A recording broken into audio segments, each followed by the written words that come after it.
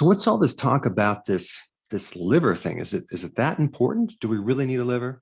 Yes, you need a healthy liver.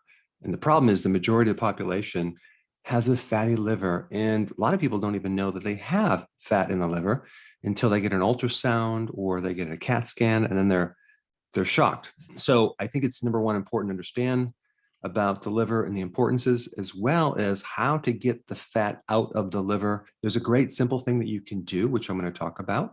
And there's also a drink that you can make every day to reduce fat on your liver, and with some pretty good science behind it. And I'm going to put those links down below with each of the ingredient that I'm going to talk about.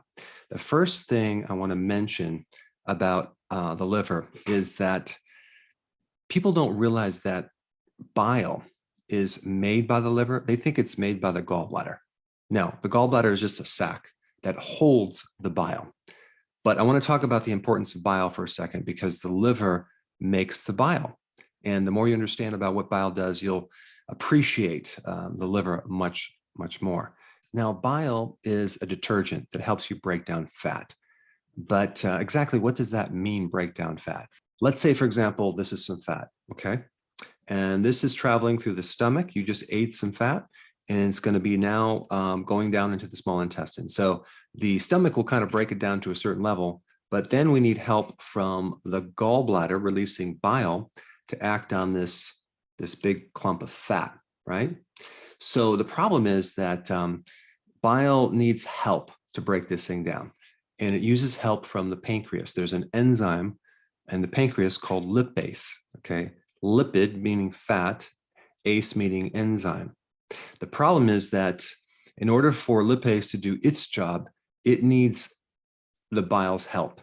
And what the bile is going to do, it's going to break down this significantly so there's more surface area for the enzyme to act on. So this is what bile does. So the bile starts to break this down into small little pieces here.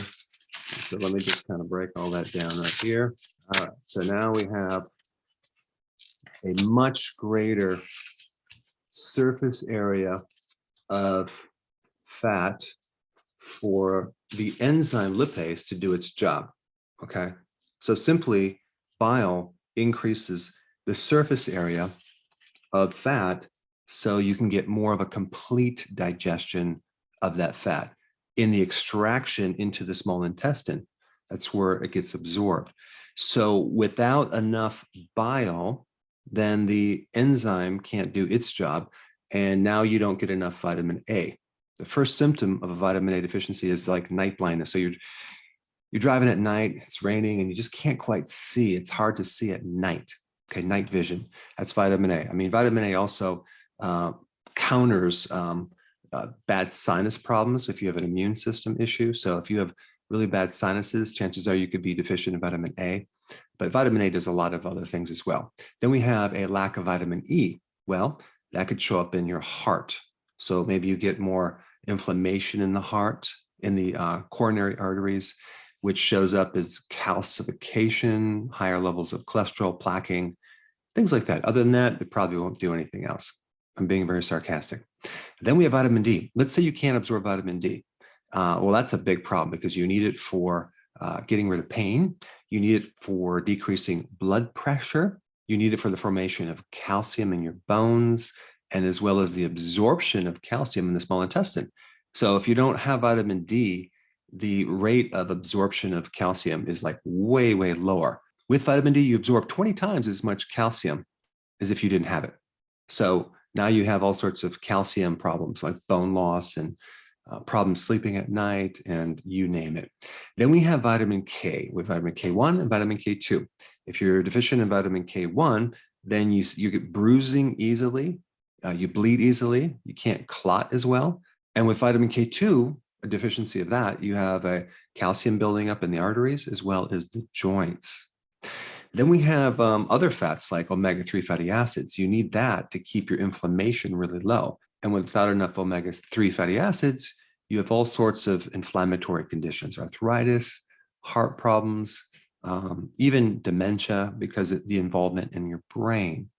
Your brain apparently needs a lot of omega-3 fatty acids. Now, the other thing that bile does is it helps get rid of the excess amount of cholesterol. Let's say, for example, you decide you're going to lose weight and you get on the ketogenic diet.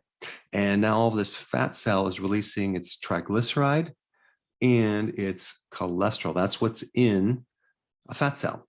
The combination of triglycerides, which can be used for energy, and also cholesterol, which can't be used as energy. So we need bile to help eliminate that excess amount of cholesterol. So if you don't have enough bile, because you don't have enough capacity of liver function, then you end up with gallstones. Gallstones are created by a super concentrated cholesterol situation because there's not enough bile to emulsify and break it down.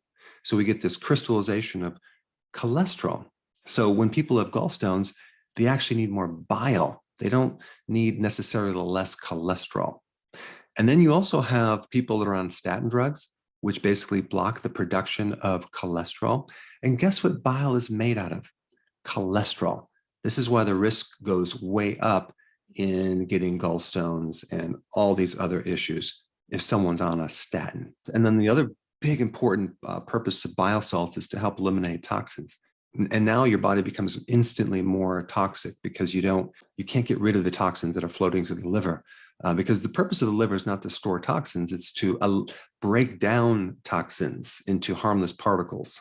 So if you can't break them down, and you're taking medication and you're being exposed to planet Earth, boy, you get a lot of extra poisonous things that are flooding through the bloodstream and through your body. So we really need this liver to work correctly. Another symptom of a fatty liver is that you start getting a heavier liver. It becomes enlarged, and that pressure doesn't fit in the cavity anymore on the right side. So it backs up and it puts pressure into the right side of your neck up to here to the shoulder. So you get shoulder pain. You get a lot of tension in your right trap, and that can create a fullness underneath the right rib cage is one of the symptoms. And, people say, well, I need to flush out my gallbladder. Well, you need to get rid of the fat in the liver. It's a little bit different than flushing out anything, which I'm going to explain. The other important part about the liver is its conversion function from T4 to T3, your thyroid. Without a good liver, you can't convert the thyroid hormones. So you might have hormones there, but they're not activated because they can't be converted. 80% of all the active form of T3, the thyroid hormone, works through the liver.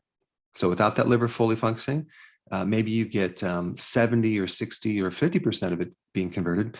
And here you are wondering, why do I have a thyroid problem? There's no reason to have a thyroid problem. The problem is not the thyroid, it's your liver, it's the conversions, okay? Very important. The other very important function of the liver is to buffer certain excesses of sex hormones like estrogen and testosterone. It's not good to have too much testosterone or too much estrogen. And so without the liver working right, you cannot form the proteins to buffer those hormones. And so then we have issues like polycystic ovarian syndrome in women, which is too much androgen. And we also have too much estrogen in even men. They start getting all sorts of problems with breast tissue and low testosterone, and the list goes on and on and on. Now, because I talked a bit more on bile, I do want to mention some other symptoms to try to identify if you have low bile. Okay, number one, do you have an intolerance to digesting fat? When you eat fat, do you find that you get more bloating? That would be an indication that you need more bile. Do you find that your stool is light colored, like pale, or even gray? Or does it float? Or does it leave skid marks? That could mean that you're low in bile. Do you find that after you eat, you're just not satisfied? Well, maybe because you're not extracting the fats to be absorbed to then tell the brain like, okay, I'm done eating. That could be a sign that you need more bile. If you have nausea or you have indigestion or bloating, those can be signs. Bloating, burping, belching are classic signs of low bile as well. All right, so now that you have some basics on the liver and the importance of bile, bile is really important into keeping the fat out of the liver. So anything you can do to increase bile reserves is going to help you get rid of a fatty liver. So some people even take purified bile salts, and I did put a link down below for more information on that. But today I want to talk about a really simple shake you can make too to help reduce fat on your liver. Now, I just want to let you know that being on the ketogenic diet, as well as doing intermittent fasting together, can reduce the fat on your liver by 50% in just 14 days. If you haven't seen that video, I put that down below. So I just wanted to give you that foundation first, because it's essential to go on keto and doing intermittent fasting if you have a fatty liver. But this shake I'm going to talk about next is a really simple thing everyone can do to keep fat off your liver. And it's backed by some pretty good science. So the ingredients are simple. You're going to use kale, you're going to use blueberries, and you're going to use kefir. Okay. I would use organic kale and organic blueberries, and I would keep them in the freezer. Okay. Keep them in the freezer. They're much easier to blend. So you just take your blender out and you take 2 cups of kale frozen, and you can break it up into little chunks. Just put 2 cups of kale in there because it blends really nicely when it's cold, and it tastes better too. And then you put 1 cup of blueberries. Blueberries not only have quercetin, but so does kale.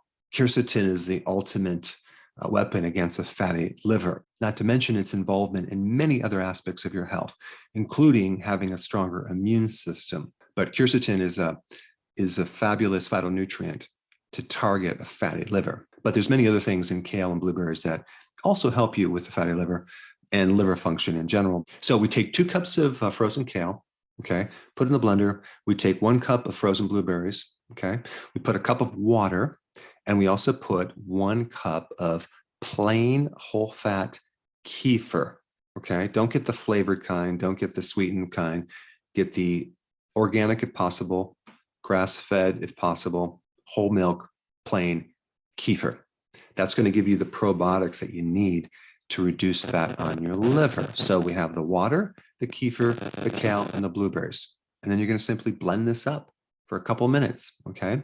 And blend it up really nicely and then chug it down. It tastes really good, and it's extremely effective in reducing fat on your liver. And do that every single day in combination with a healthy keto diet, as well as intermittent fasting. Now, if you haven't seen my video on how to reduce a fatty liver within 14 days, I put it right here. Check it out.